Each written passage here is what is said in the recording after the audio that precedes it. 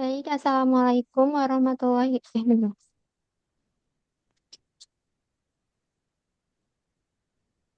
Baik, Assalamualaikum warahmatullahi wabarakatuh. Ada suaranya nggak, Kak? Ada, Ada, ada ada. jelas kok. Tes, tes. Assalamualaikum warahmatullahi wabarakatuh. Selamat malam, Bapak, Ibu dosen, dan teman-teman semuanya. Perkenalkan kami dari kelompok 8 yang beranggotakan Napi Udin, Resianti Widianingsih, Revalina Putri Satriani, dan Rumaisa Nuril Kaunain. Pada kesempatan kali ini, kami akan mempresentasikan hasil tugas kelompok kami yang berjudul Model Kerukunan Berbasis Komunitas Studi Kasus Gotong Royong Hindu Islam dalam Upacara Adat di Bali. Untuk mempersingkat waktu, kami akan memulai dengan pembahasan yang pertama yang akan dibacakan oleh Rumaisa Nuril Kaunain. Baik, untuk Kak Rumaisa dipersilakan.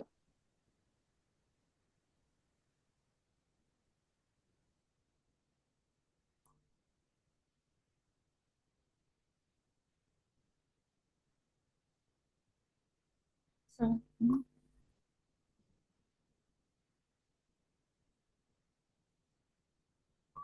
Untuk pembahasan pertama yaitu abstrak.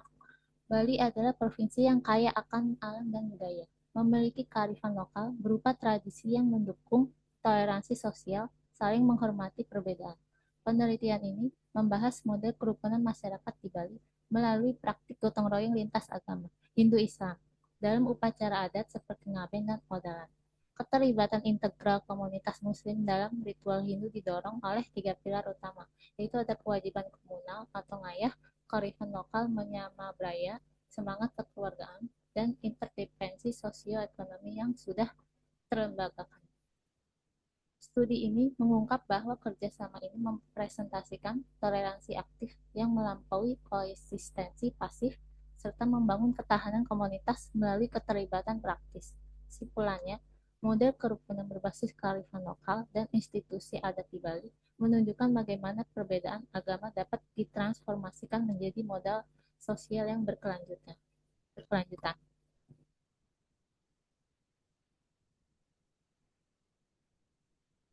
Selanjutnya, Selanjutnya pendahuluan, tidak seperti narasi global yang syarat ketegangan, Bali menunjukkan model kerukunan unik antara komunitas Hindu dan Islam. Harmoni ini dibangun melalui praktik keseharian berbasis komunitas, terutama dalam upacara adat seperti ngaben dan piodalan. Gotong royong lintas agama ini bukan sekadar simbol, tetapi sistem mutualisme yang telah terlembagakan, menjadi perekat sosial tangguh yang didorong oleh nilai menyama braya. Selanjutnya,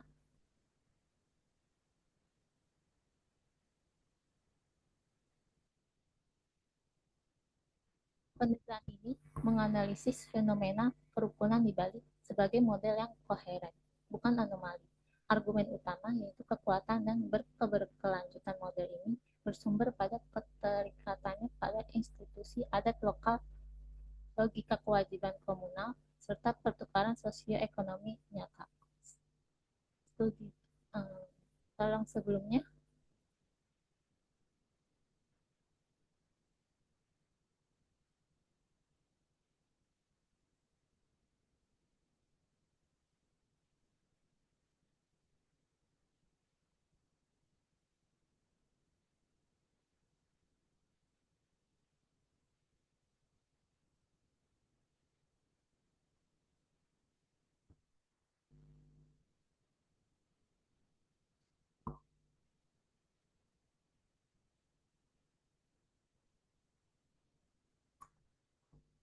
Penelitian ini menganalisis fenomena kerukunan di Bali sebagai model yang koheren, bukan anomali. Argumen utama yaitu kekuatan dan keberkelanjutan model ini bersumber pada keterikatannya pada institusi adat lokal, logika kewajiban komunal, serta pertukaran sosioekonomi yang nyata. Studi ini bertujuan untuk mengungkap mekanisme sosial yang mengubah perbedaan agama menjadi model kohesi, serta dampaknya bagi ketahanan sosial masyarakat di Bali. Studi ini menggunakan pendekatan kualitatif untuk mendokumentasikan kronologi, aktor, dan makna gotong royong alias gotong royong lintas agama. Kontribusinya adalah menyajikan kerangka teoritis alternatif, yaitu model toleransi yang aktif yang berakar pada kearifan lokal dan institusi komunitas. Temuan ini dapat menjadi inspirasi untuk pengelolaan keragaman di wilayah lain, menawarkan perspektif yang melampaui koeksistensi pasif. Nah, pembahasan selanjutnya akan pada rekan saya yaitu Ya, kerukunan yang efektif dalam masyarakat multikultural memerlukan lebih dari sekedar tidak adanya konflik. Ia membutuhkan sikap saling menghormati dan kerjasama aktif. Model kerukunan berbasis membangun harmoni melalui nilai lokal dan interaksi sosial sehari-hari.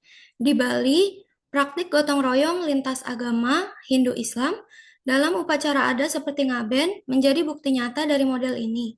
Aktivitas ini tidak hanya bernilai religius, tetapi juga berfungsi sebagai ruang penjumpaan sosial yang mempererat persaudaraan.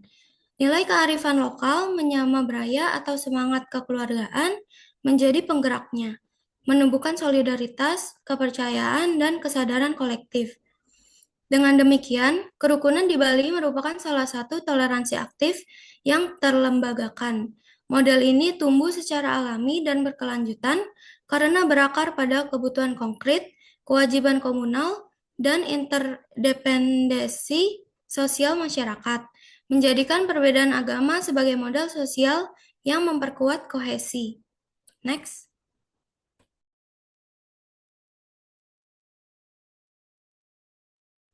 Baik, untuk metode penulisannya. Penulisan tentang penguatan moderasi beragama Hindu dan Islam budaya Bali. Dengan menggunakan penelitian kualitatif lebih menekankan terhadap keaslian. Tidak bertolak dari teori secara deduktif, melainkan lebih terhadap fakta yang ada sesuai dengan yang terjadi di lapangan. Penelitian ini menggunakan pendekatan studi kasus di mana membahas komunikasi tokoh Hindu dan Islam. Dalam penguatan budaya moderasi beragama Hindu dan Islam, studi kasus ini dipilih penelitian dengan tujuan untuk mengkaji tentang bagaimana budaya tokoh Hindu dan Islam di daerah Bali dalam merawat moderasi beragama dan upaya mewujudkan kerukunan umat beragama di masyarakat. Next. Adapun sumber data terbagi dalam data primer dan data sekunder.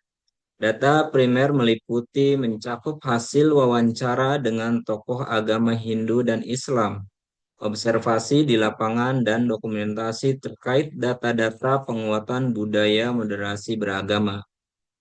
Untuk data sekunder meliputi data-data tambahan yang diperoleh untuk memperkuat data primer, seperti data warga masyarakat tentang kerukunan umat beragama. Objek penelitian difokuskan pada tokoh agama Hindu dan Islam yang memiliki pengalaman dan paham dalam terhadap kondisi di lapangan. Mereka dianggap memahami data-data yang dibutuhkan terkait dengan model komunikasi penguatan moderasi beragama. Teknik pengumpulan dan meliputi observasi, wawancara, dan dokumentasi. Serta metode lain dalam penelitian. Yang pertama, pendekatan. Artikel ini menggunakan pendekatan kualitatif deskriptif untuk menggambarkan dan menganalisis praktik kerukunan berbasis komunitas antara masyarakat Hindu dan Islam di Bali. Pendekatan ini dipilih karena fokus penelitian yaitu pemaknaan, interaksi sosial, serta pengalaman masyarakat dalam kegiatan gotong royong pada upacara adat. Dan yang kedua ya, lokasi dan subjek kajian. Kajian difokuskan pada komunitas Hindu dan Islam di salah satu budaya Bali, yang dikenal memiliki tradisi gotong royong lintas agama dalam penyelenggaraan upacara adat.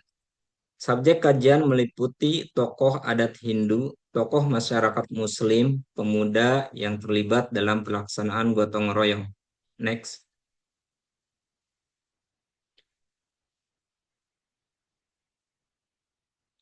Dan yang ketiga, sumber data, yaitu data primer. Wawancara semi struktur dengan tokoh adat, tokoh agama, dan warga desa. Observasi langsung proses gotong royong saat upacara adat, termasuk pembagian tugas dan interaksi antara warga. Selanjutnya, data sekunder.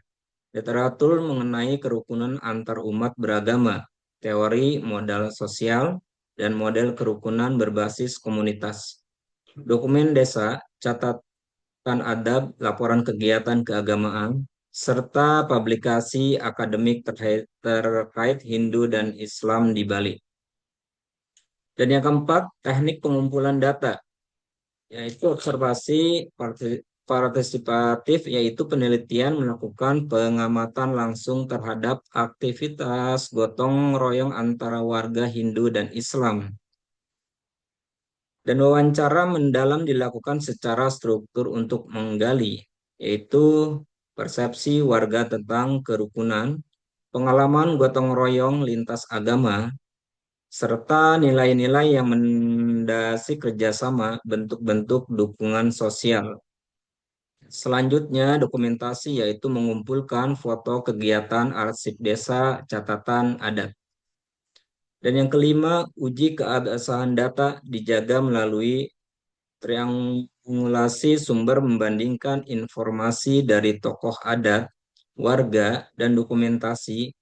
Triangulasi teknologi observasi, wawancara, dokumentasi, member cek memastikan hasil interpretasi sesuai dengan makna yang dimaksud oleh informan. Peer debriefing, yaitu dengan rekan penelitian atau akademi. Next.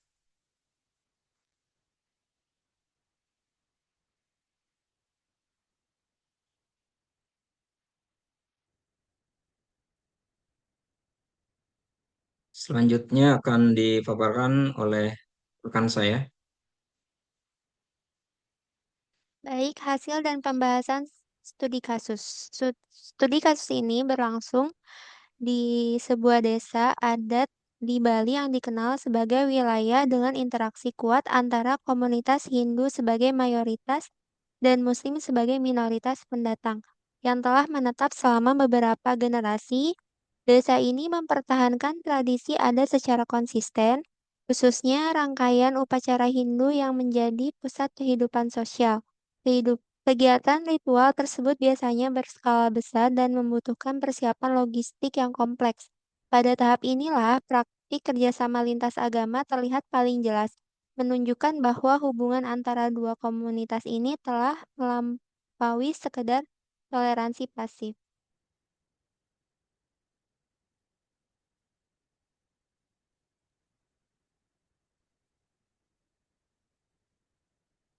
Dalam struktur adat Bali, seluruh warga desa memikul tanggung jawab untuk mendukung upacara, termasuk warga Muslim yang dilibatkan pada aspek non-ritual. Partisipasi mereka mencangkup pembersihan area luar pura, menata fasilitas umum, mencuci perlengkapan non-sakral, hingga membantu menyediakan konsumsi. Pembagian tugas dilakukan dengan tetap menghormati batasan agama masing-masing. Misalnya, warga Muslim tidak memasuki area paling suci, pura, atau menyentuh benda ritual. Peran bandesa adat dan tokoh masjid menjadi vital sebagai penghubung, penjelas batasan, dan penjaga harmoni antar warga. Beberapa faktor mendorong terciptanya kerjasama ini. Pertama, kesadaran kultural bahwa adat adalah fondasi kehidupan sosial yang harus dijaga bersama.